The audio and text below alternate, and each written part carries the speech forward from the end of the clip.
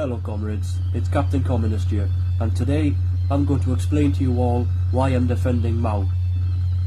Mao did quite a lot of living. He was politically active for over half a century. Mao lived through the nationalist Chinese Revolution of 1911. He lived through the formation of the Chinese Communist Party in 1921. He lived through the Revolutionary Civil War from 1925 to 1927. He lived through the Second Revolutionary Civil War from 1927 to 1936. He lived through the War of Resistance against Japan and the War of Liberation. And it was Comrade Mao Zedong who on the 1st of October 1949 pronounced the birth of the People's Republic of China. Mao Zedong led the construction of socialism. He lived through the Korean War, the industrialization of China, the modernization of China, the Sino-Soviet split, which was the breakup of the relatively united communist movement, the intense and sometimes deadly struggles within the Chinese Communist Party. So it was an incredibly momentous period of history, a story of never-ending struggle, and Mao was the major protagonist. So I'd like to start off by asking the question, what if there had been no Mao Zedong? In what way would have China and indeed the world been different? How many people wouldn't have lived full and meaningful lives? How many people wouldn't have had enough to eat? How many people wouldn't have learned how to read and write? How many people wouldn't have had access to education and healthcare? How many people wouldn't have made it past the age of 35? Would China had ever broken out of the cycle of underdevelopment and intense poverty? Would the century of humiliation have turned into 2 centuries of humiliation? Would China even exist as a united country, or would it have been broken into pieces by rival imperialist powers? Would China be run by warlords, as Afghanistan still is today? Would China conceivably be the economic and scientific powerhouse that it is today? Would China, which before the revolution was one of the most impoverished and backward countries in the world, have back in 2013 landed a rocket on the moon? Would China be launching telecom satellites on behalf of Bolivia, which it did back in 2013, and on behalf of Venezuela? Would the socialist experiments in Latin America be receiving the funding they need to build their social programs? To me, that's an interesting question because, of course, here in the West, we generally hear it put in a very different way.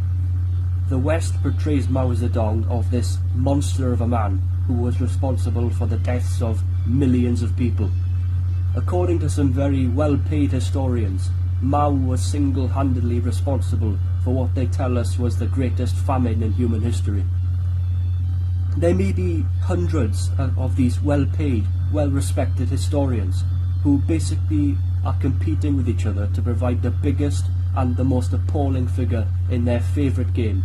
How many deaths is Chairman Mao responsible for? You could almost imagine after hours in the bar playing Mao poker, if you like, one of the historians shouts out, "Ooh, 50 million," and another one goes, I'll raise your 50 million by another 10 million. That's 60 million. That has seemed to become the most accepted figure in Western history now. There is obviously not a great deal of evidence provided for this figure, but that's not really the point, because you kind of have to ask just on a basic logical level, how is that even possible? Was the Great Leap Forward some kind of mass extermination program that it was able to wipe out 10% of China's population at the time? The historians who provide figures such as this are not providing evidence. They are just attacking China. The Great Leap Forward was not some kind of population control scheme. It was an ambitious program led by Mao to achieve rapid industrialization and collectivization. The Great Leap Forward was a program that brought China out of medievalism and into the modern world. That is a good cause. Wouldn't you all agree? Were there mistakes? Yes, there were mistakes. Even Mao himself admitted to that, because there were mistakes, and there was also a disastrous series of floods and droughts. But you cannot go from that to talking about the greatest crime committed against humanity, because this wasn't the Nazi Holocaust. This wasn't the forced transportation of at least 100 million Africans as slaves to the Americas. This wasn't the brutal murder of 10 million people in the Congo. This wasn't the killing of 35 million Chinese by the Japanese invading armies.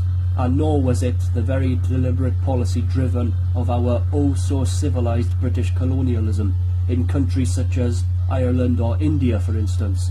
I think it is important to resist the idea of Mao being a monster, because the whole point of this Mao is a monster narrative is to demonize China and to attempt to prove the superiority that capitalism supposedly has over socialism. Mao was not a monster.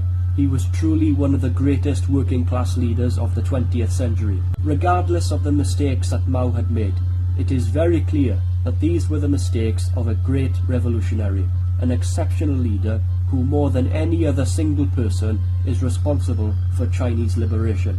Mao Zedong also never gave executive orders that called for murder.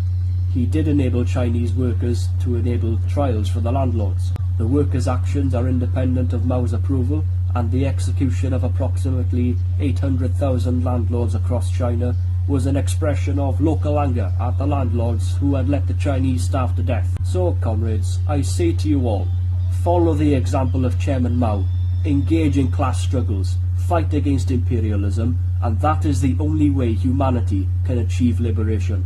天上太阳红呀红彤彤哎，心中的太阳是毛泽东哎，他领导我们的解放哎，正义翻身当家做。